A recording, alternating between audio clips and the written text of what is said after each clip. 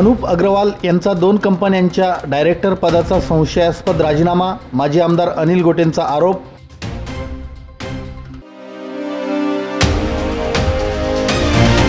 शेवटच्या दिवशी प्रचारात धुळे ग्रामीणमध्ये महायुतीचे राम बधाने यांचं जोरदार शक्तीप्रदर्शन।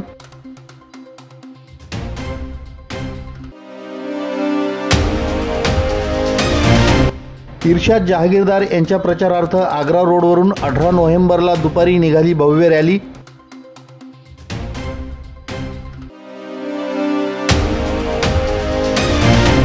आणि माजी महापौर प्रतिभा चौधरींनी अनुप अग्रवालांच्या जाहीरनाम्यासह मतदान स्लिपचं केलं वाटप।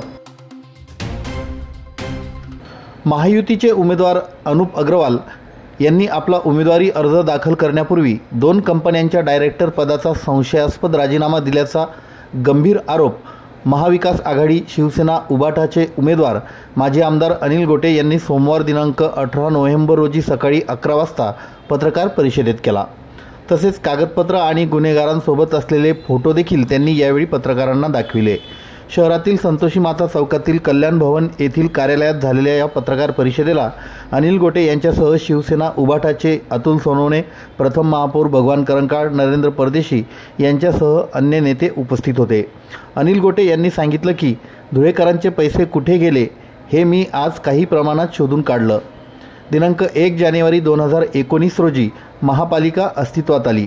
डांबराच्या कंपन्यांची 2021 व 2022 मध्ये स्थापना झाली। पहिल्याच वर्षात 233 कोटी, दुसऱ्या वर्षात 414 कोटी, 2च वर्षात 647 कोटींचं डांबर मनपाला फासलं। तिसऱ्या वर्षाचा हिशोब अजून आलेला नाही। मनपाच्या कामामध्ये 18% कमिशन तर घेतलंच, पण यापेक्षा गंभीर बाब म्हणे युनायटेड अरब अमिराती, इराण, ओमान, बहरीन ही सर्व मुस्लिम राष्ट्रे डुप्लिकेट डांबरचे पुरवठादार आहेत। त्यांच्याबरोबर गेल्या 2 वर्षात कमीत कमी 650 कोटी रुपयांचा धंदा हा धर्मयोद्धा आणि त्यांच्या कंपनीने केला। उमेदवारी जाहीर झाल्यानंतर अनुप अग्रवाल यांनी दिनांक 16 ऑक्टोबर रोजी डांबरचे धंदे करणाऱ्या सिद्धी इन्फ्रास्ट्रक्चर प्रायव्हेट लिमिटेड व SLA पेट्रोकेम प्रायव्हेट लिमिटेड या कंपनींच्या डायरेक्टर पदांचा राजीनामा दिला।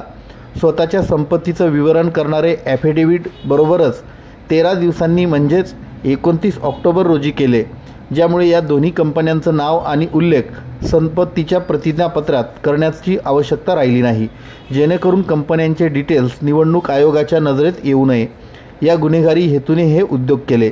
त्या 647 कोटी रुपयांपैकी धुळे मनपाला किती डांबर आलं, त्यातून धर्मयोद्धाने किती डल्ला मारला याचा पर्दाफाश करणं, तसेच आंतरराष्ट्रीय फेरा ॲक्टचं उल्लंघन झालं असल्यास तुरुंगात पाठविणं एवढंच काम केलं पाहिजे, असं देखील आमदार अनिल गोटे यावेळी म्हणाले।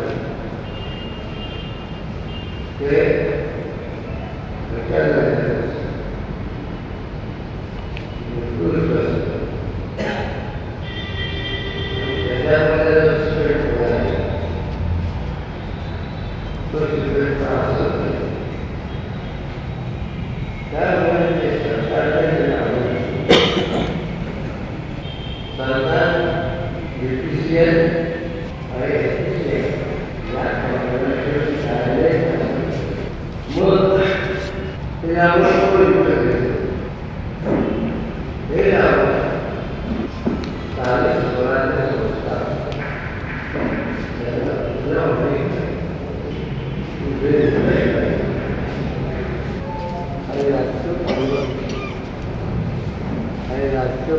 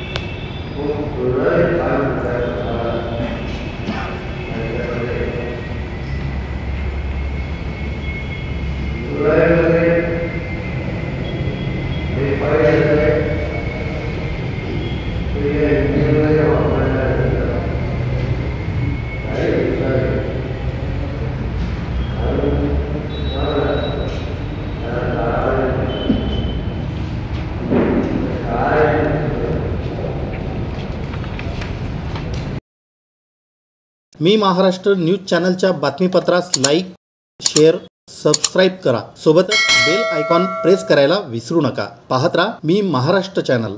भारतीय जनता पक्ष महायुतीचे धुळे ग्रामीण मतदारसंघातील उमेदवार राम भदाने यांच्या प्रचारार्थ रविवारी दिनांक 17 नोव्हेंबर रोजी दिवसभर धुळे शहरातील वलवाडी, वाडी भोकर शिवारातील प्रभाग क्रमांक 1 मधील विविध वसाहतींमध्ये मोटारसायकल रॅली काढण्यात आली. सायंकाळी भोकर येथील चौकात जाहीर सभा झाली. यानंतर रात्री 8 वाजता कुसुंबा येथे प्रचार रॅली काढून त्यानंतर तेथे जाहीर सभा झाली.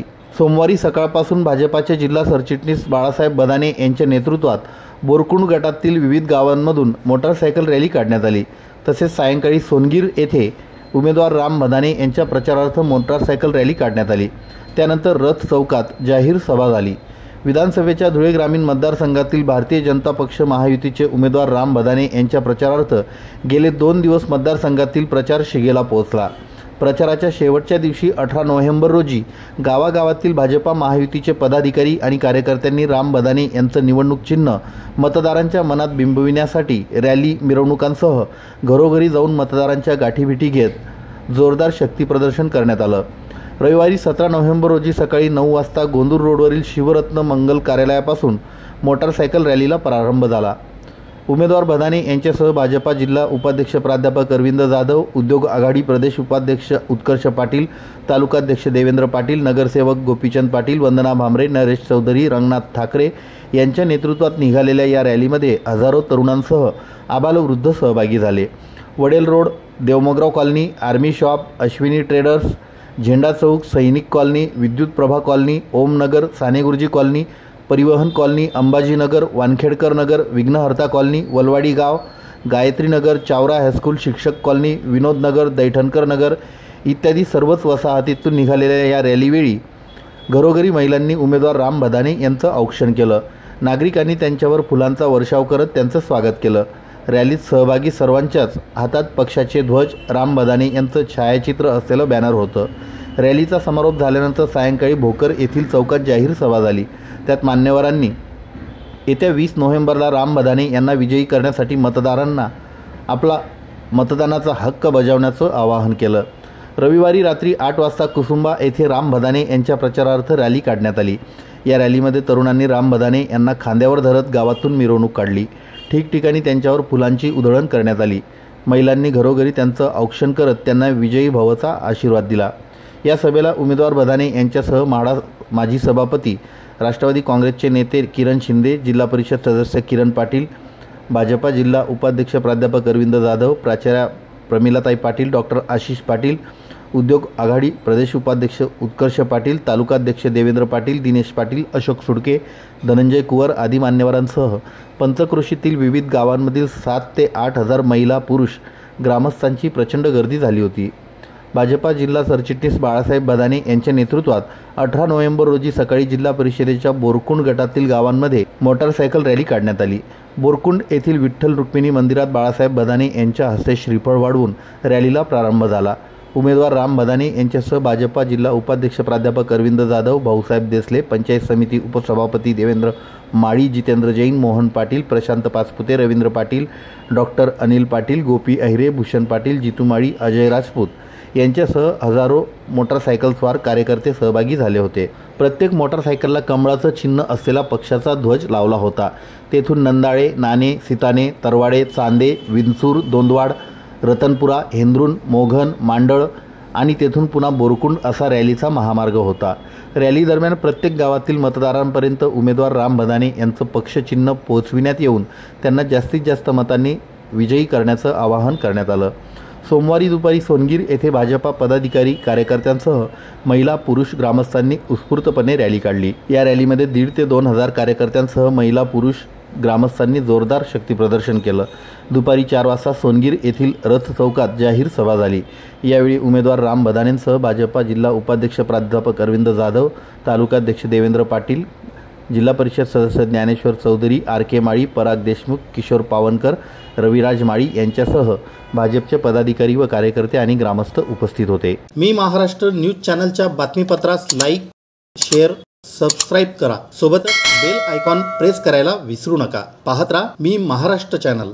सोमवार दिनांक 18 नोव्हेंबर रोजी महाविकास आघाडी मैत्रीपूर्ण लढत समाजवादी पक्षाचे अधिकृत उमेदवार इर्शाद जहागीरदार यांच्या प्रचारार्थ भव्य रॅलीचं आयोजन करण्यात आलं होतं.